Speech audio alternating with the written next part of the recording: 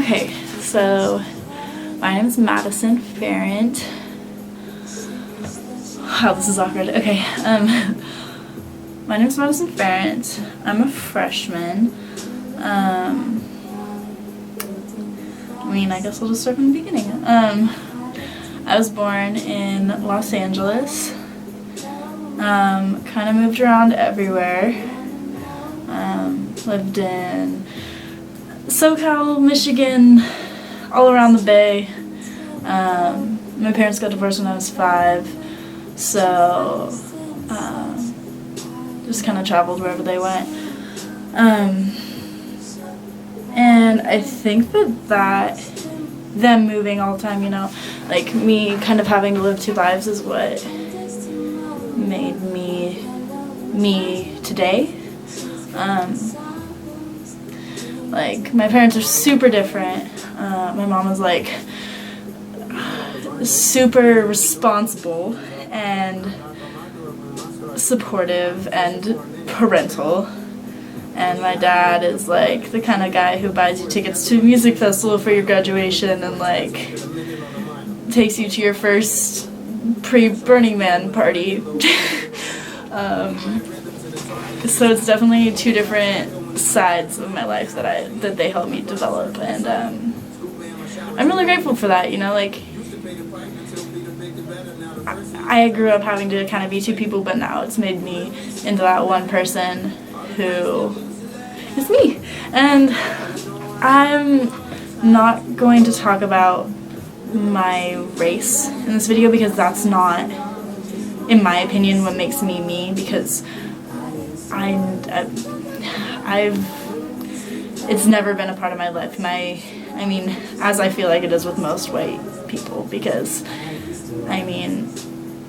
I could be like, yeah, I'm Norwegian and Portuguese, believe it or not, but like, I don't know shit about either of those cultures. Like, my grandma, a couple years ago, started making this family tree, and she like started telling me all the stuff, and I'm like, yeah, it's cool historically, but like, what does that mean to me? Like, that doesn't relate to who I am, in my opinion. Like, it's interesting to learn about, but I kind of think about it from afar. Like, oh, that's really cool, but I'm still me. Like, that doesn't change who I am. Like, and I appreciate some people who are like so ingrained in their culture and like proudly identify as a member of their race, but like, that's just not me. But anyway, so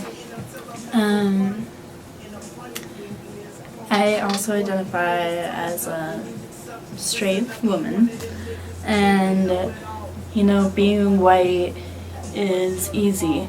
I don't think about it. Being straight, easy, never second questioned. Being a woman, not as easy. In my experience anyway. I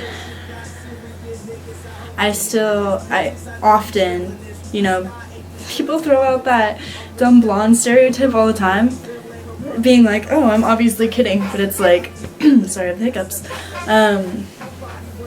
but it's like, any stereotypes aren't positive. It hurts no matter what you're being stereotyped for, your race, especially your race, but your gender, your sexuality. Like, it's not fun. It sucks. And it's like, everyone who I hear who like uses that stereotype is like, do you really think less of me? Because like, that's what it feels like, as I'm sure it does for anyone being stereotyped in any category, not just being dumb. Also, it's really weird. It's really relevant in old people, because I think that they just still think that it's okay. It's 2015. They weren't really raised in this time, but it's like, there's been so many occasions, especially since I moved here actually, where like old men, like, I'll be like out like at the pharmacy, and they'll just be like, oh, can I like help you hold your groceries, because, and they'll just say like some weird comment about like you being a helpless woman, and you're just like, okay, well, this was supposed to be nice, but it's not anymore. Yeah, just stuff like that. Or like even older women who are just like, who treat you like a little kid because they think that you're not like able to take care of yourself. Like, this literally happens to me out all the time. They're just like, oh, sweetheart, and I'm like, okay, I'm an adult woman, but okay. And especially in my hometown, my mom lives Auburn, it's very chivalrous, but often comes off as, oh, you're a woman, so I need to do this for you. I don't know. Chivalry's cool to an extent, but so yeah, I would say out of my gender, race, sexuality, my gender is definitely what I think about the most. I get pretty fired up about, you know, women's issues, and that's definitely like